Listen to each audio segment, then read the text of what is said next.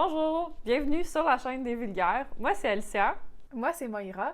Et ensemble, on est les Vulgaires.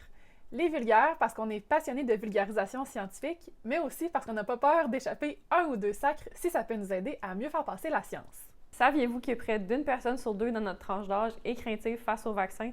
C'est super normal d'être craintif, d'être inquiet. Faut pas être gêné de ça, puis faut pas non plus assumer qu'une personne craintive est nécessairement anti-vax.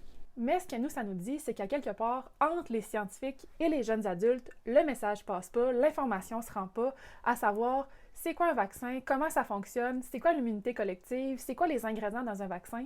Fait qu'on s'est demandé pourquoi le message passe pas, pourquoi l'information, elle se rend pas. Parce qu'il y en a plein des vulgarisateurs, on a juste à penser à Charles Tisser, qui est l'amour de notre vie. Fascinant. Aux pharmaciens, à tous les journalistes scientifiques ou à tous les chercheurs qui présentent leurs recherches à la télé. Ça se peut-tu que ce soit parce que tous ces communicateurs scientifiques ressemblent pas assez à leur public cible? Trop d'hommes blancs, âgés, en sarrau?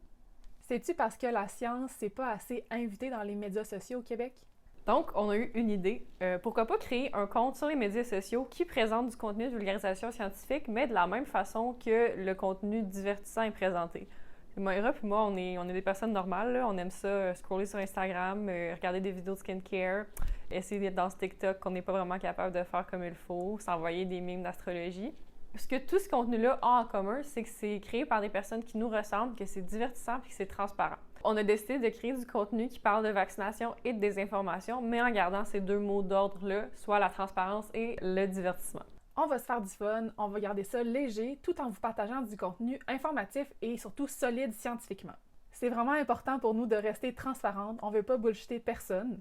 On vous partage les faits dans nos mots et inquiétez-vous pas, il n'y a pas Big Pharma en arrière qui nous force à dire quoi que ce soit. Vous demanderez à mes parents comment ça se passe quand on me force à dire quelque chose que je veux pas dire. Le seul montant qu'on a reçu, c'est une bourse des fonds de recherche du Québec, c'est des fonds publics, et cet argent-là, ce que ça nous permet de faire, c'est de collaborer avec des créatrices de contenu de feu, de publiciser notre projet et de démarrer notre plateforme. Mo et moi, on est deux étudiantes en microbiologie, donc on a les skills nécessaires pour bien interpréter la science autour de la vaccination.